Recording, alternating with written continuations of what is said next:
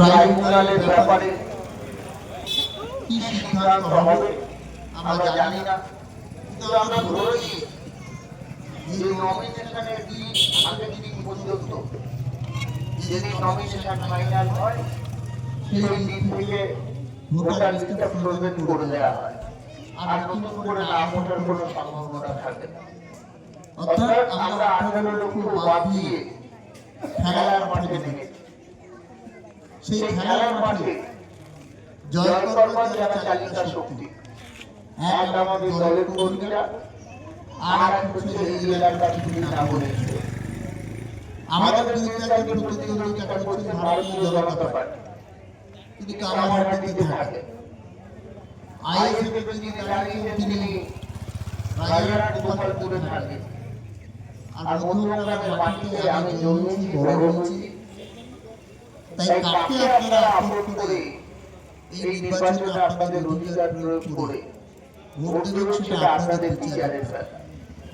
আমরা মানুষের সাথে ছিলাম, এসআইআর ছিলাম, যখন কোভিড হয়েছিল তখন আমরা ছিলাম। এখন এই অবস্থায় দাঁড়িয়ে এই বিজেপি ভারতীয় জনতা পার্টির একটাই উদ্দেশ্য, এই জায়গাটা প্রকারের মমতা ব্যানার্জিকে ক্ষমতাকে সরাতে হবে। মমতা ব্যানার্জির অন্যায় কি? কেন তিনি কোনো সিট করলেন? কেন মেয়েদের শিক্ষার অবমাননা রাখবার জন্য ভাবলেন? কেন ইউনেস্কো সেটাকে স্বীকৃতি দিল? মমতা ব্যানার্জির অন্যায় কি? যে মা বোনদের কাছে যে লক্ষ্মীর ভান্ডার, সেই লক্ষ্মীর ভান্ডার কেন তিনি করেছেন এবং 1000 থেকে 1500 করেছেন। এবারে আমাদের অঙ্গীকার, যতদিন বাঁচবে ততদিন লক্ষ্মীর ভান্ডার পাবে। এটা মমতা ব্যানার্জি কেন করবে? এটা মমতা ব্যানার্জির অন্যায়।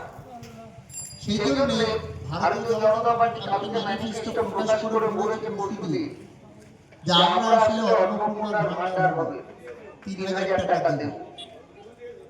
মমতা ব্যানার্জি অনুকরণ করা ছাড়া এই রাজ্যের যে সমস্ত রাজনৈতিক দল প্রতিদ্বন্দ্বিতা করছে তাদের অন্য কোনো উপায়।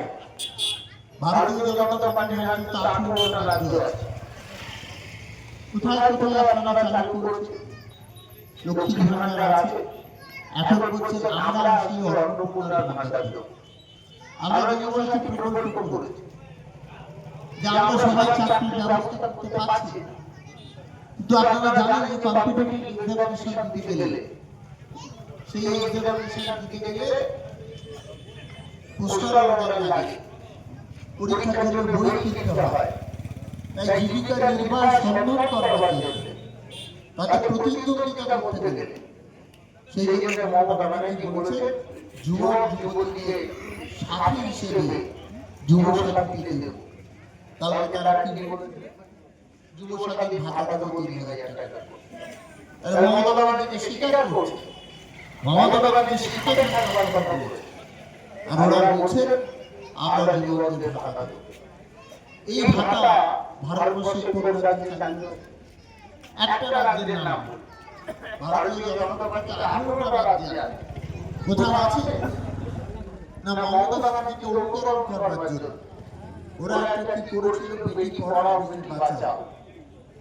যত টাকা বিজ্ঞাপনে খরচা হয়েছে, বেটি পড়াও হয়নি, বেটি বাঁচাও হয়। মমতা ব্যানার্জি সেই কাজটা করেছে যেটা মানুষের জন্য লাগে। এই যে আমরা